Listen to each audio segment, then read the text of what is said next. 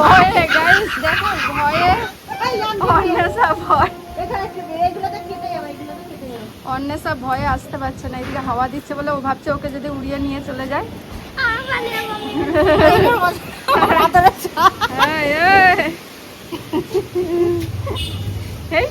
কি হচ্ছে? বৃষ্টি পড়ছে সত্যি করে। বাবরে মেঘ লেগেছে।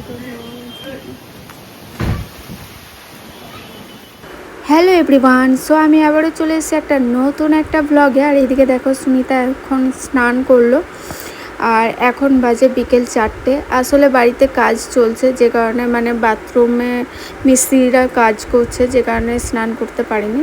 তো ভীষণ ঝড় এসেছে দেখতে পাচ্ছ, আর আমরা তো ভীষণ খুশি। আসলে ভীষণ গরম ছিল, আমি যখন ট্রেন থেকে নামি ভীষণ গরম। আর এটা হচ্ছে আমার মেজো জেঠুর বাড়ি, আর এটা হচ্ছে তার মানে ছেলের বউ। তো তার সাথে আমি একটু গল্প করছিলাম ভাইয়ের বউয়ের সাথে। এইদিকে ও বললো যে একটু পরে কথা বলবো, এখন বৃষ্টি মানে ওদের যে ছাদে জামা কাপড় মেলা ছিল সেগুলো পুরো উড়ে গেছে, একদম মানে নিচে পড়ে গেছে। আর এখানে আমি অন্বেষাকে বলি যে চুলটা বেঁধায়, অন্বেষা তো চুলটা বাঁধেনি, পুরো ধুলোতে ময় হয়ে গেছে। আর যেহেতু মিস্ত্রিরা কাজ করছে, ট্যাঙ্কি বসাচ্ছে ছাদে, তো সেই কারণে ভাইরা এখন দাঁড়িয়ে দেখছে মিস্ত্রিদের কাজকর্ম। আর আমি ভাইকে বলি যে দেখ তোরা পড়ে যাস না, আবার না হাওয়া দিচ্ছে এত। আর অন্যের সাথে একদম পুরো খেপির মতো হয়ে গিয়েছে, ওকে বলছি যে চুলে পুরো ধুলো বসে গেছিলো জানো তো গাইস। তো এইদিকে দেখো এটা হচ্ছে আমার বড় জেঠুর বাড়ি, এই যে পাশে, আর এটা হচ্ছে বড় জেঠুর মেয়ে। এখন জামা কাপড় আর কি তুলছে।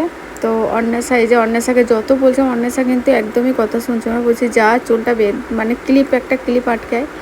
তো এইদিকে আমি আমার বোনকে রাগাচ্ছিলাম যে দেখ হাওয়াতে পড়ে যাস না, আবার উড়িয়ে নিয়ে চলে যায় না। তো ও বলছে ক্যামেরা করছিস দে, তখন আবার মুখটাকে আবার লজ্জায় ঢাকছিল। এটা হচ্ছে আমার ওই বোনের মেয়ে। ভিডিওটা এখানেই শেষ করছি, ভালো লাগলে অবশ্যই লাইক কমেন্ট শেয়ার আর সাবস্ক্রাইব করে দেবেন। আবার দেখা হবে নেক্সট ব্লগে। ভালো থাকবেন, সুস্থ থাকবেন।